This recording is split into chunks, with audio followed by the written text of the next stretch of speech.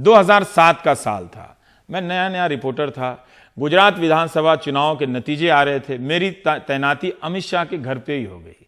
2014 के बाद से मेरी अमित शाह से कोई मुलाकात नहीं है।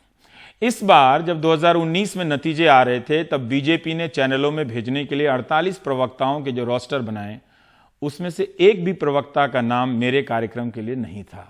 मगर मैं 2007 के साल में अमित शाह के घर में था, बिल्कुल भीतर, उसी लाल माइक के साथ।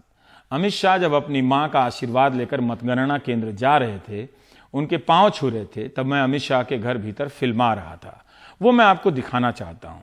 रिजल्ट से पहले अमित शाह ने कहा था कि बीजेपी को 2/3 सीटें आएंगी, और रिजल्ट भी ऐसा ही हुआ था।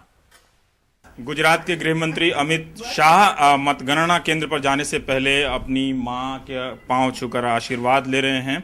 यहाँ पर इनका पूरा परिवार जो है एक अच्छे बेटे की तरह हैं यहाँ पर वो, और जीत की शुभकामनाएं दुआएं ले रहे हैं। और हमारे साथ अब माँ ने भी एक माला पहना दिया है बेटे को।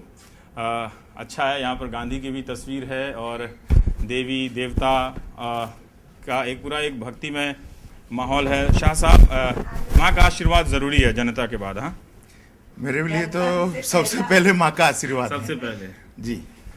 आज जो एक जो सब कयास लगा रहे हैं, हम जा रहे हैं कि अब आखिरी दौर में चंद मिनटों के बाद नतीजे सामने होंगे। हम जानना चाहते हैं कि वाकई में आप जीत रहे हैं? देखिए, नतीजे आपके लिए चंद मिनटों में डिक्लेयर होंगे, हमारे लिए डिक्लेयर है। हम प्रजा के बीच में रहे हैं। गुजरात की जनता ने एक बार फिर से 2/3 बहुमत से भाजपा को जिताने के लिए मतदान किया है। और मैं मानता हूं कि नरेंद्र भाई के नेतृत्व में फिर से एक मजबूत भाजपा सरकार राज्य में बनेगी। हम ये जानना चाहते हैं कि हर चुनाव के बाद हर चुनाव में एक तरह से एक बहुत गर्मा गर्म माहौल हो जाता है। आप अपनी मां के साथ हैं, कोई ऐसी बयानबाजी जिसे लेकर आपको, अपनी पार्टी की बयानबाजी जिससे लेकर थोड़ा अफसोस होता, ना करते तो अच्छा, एक पश्चाताप, एक मतलब रियलाइजेशन जिसे कहते हैं, वो बताइए। देखिए, पार्ट ऑफ गेम है, इससे कोई पश्चाताप वाली बात नहीं होती है। चुनाव में दोनों ओर से इस तरह की बयानबाजी होती है और ये रूटीन बात है।